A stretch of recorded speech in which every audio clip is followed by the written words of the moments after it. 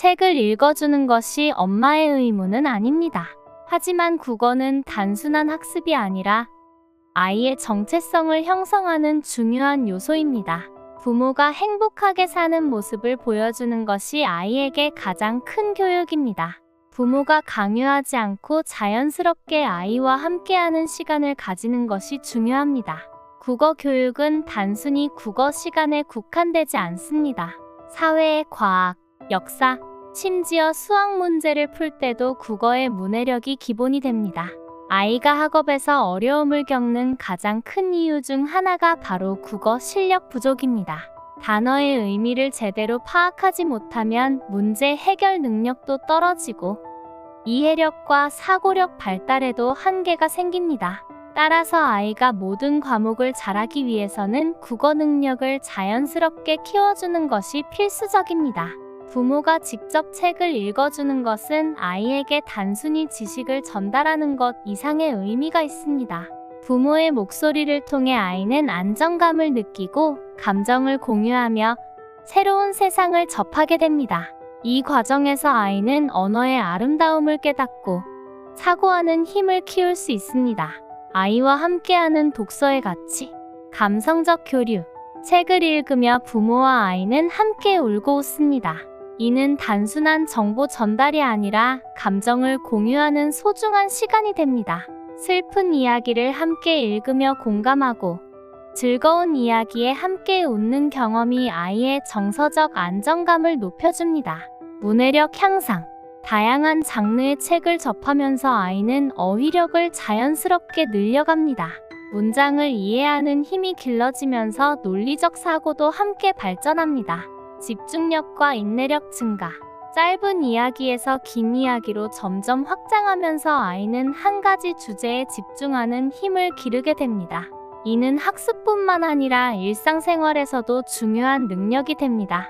자기 표현 능력 향상, 책을 읽고 난 후 아이와 대화를 나누며 생각을 정리하게 하면 자신의 감정을 더 잘 표현하는 법을 배울 수 있습니다. 부모가 책 읽기를 통해 줄 수 있는 메시지. 책을 읽어주는 것 자체보다 더 중요한 것은 부모가 전하고자 하는 메시지입니다. 아이는 책의 내용을 다 기억하지 못하더라도 부모가 읽어주던 목소리, 분위기, 사랑을 기억할 것입니다. 독서 시간을 통해 부모는 내가 너를 사랑한다는 메시지를 전할 수 있습니다. 부모의 행복한 모습은 아이의 정서적 안정에도 큰 영향을 미칩니다. 부모가 책을 읽어주며 즐거워하는 모습을 보이면 아이도 자연스럽게 독서에 대한 긍정적인 인식을 가지게 됩니다. 반대로 책을 읽어주는 것이 부담이 되거나 억지로 하는 것이라면 아이도 독서를 거부할 가능성이 높습니다. 일상에서 자연스럽게 독서를 유도하는 방법. 책 읽기는 특별한 시간이 아니라 일상 속에서 자연스럽게 이루어지는 것이 좋습니다. 다음과 같은 방법을 활용하면 아이가 독서를 즐기는 습관을 들이는 데 도움이 됩니다. 부모가 먼저 책을 읽는 모습을 보인다. 아이는 부모를 따라하기 마련입니다. 부모가 평소에 책을 가까이 하는 모습을 보이면 아이도 자연스럽게 독서에 관심을 가지게 됩니다. 책을 생활 속에서 활용한다.